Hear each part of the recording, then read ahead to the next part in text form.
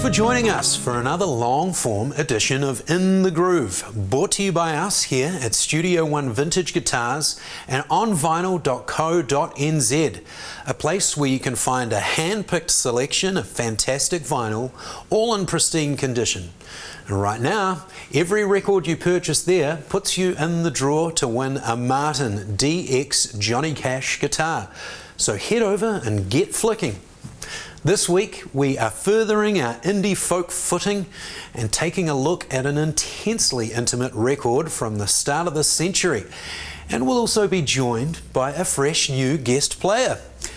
The time is 2003 and the clubs are a-pumping to the sounds of the burgeoning indie sleaze movement.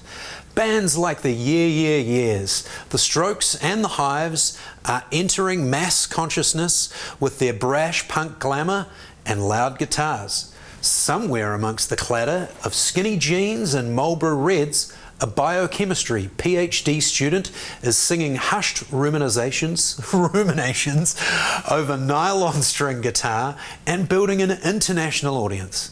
Let's check out Veneer by José González.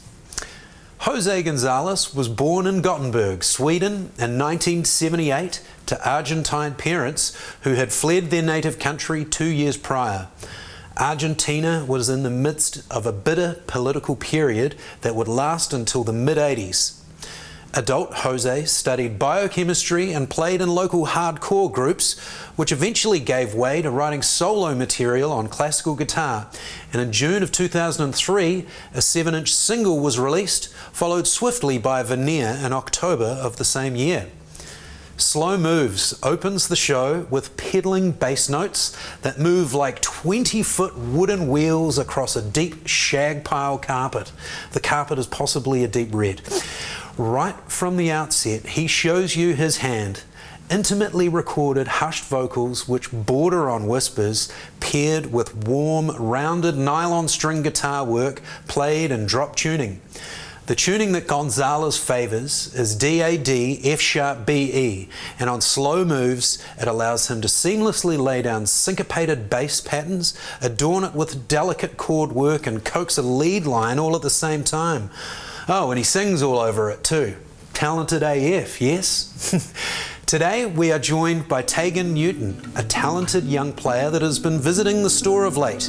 As the au fait of eye and ear might notice from Taylor's pass through the González classic crosses, it again employs that aforementioned drop D tuning and allows them to play multiple parts in tandem. Taygen is playing a 2002 José Ramirez 1A Traditional, a handmade Spanish classical guitar of the highest grade. If you're looking for such an instrument, sing out and we can arrange a viewing. It is in a fabulous condition.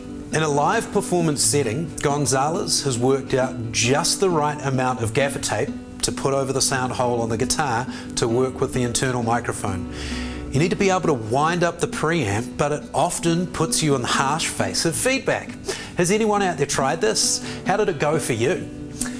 Remain on the album, the second track I think, it picks up the tempo as González uses a rhythm more akin to his ancestral home.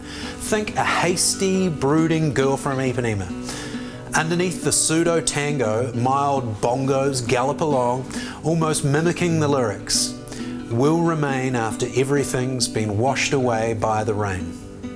González repeats lyrical content often, and looking into his prose, it often looks more like poetry on the page rather than classic lyricism of verse and chorus, etc.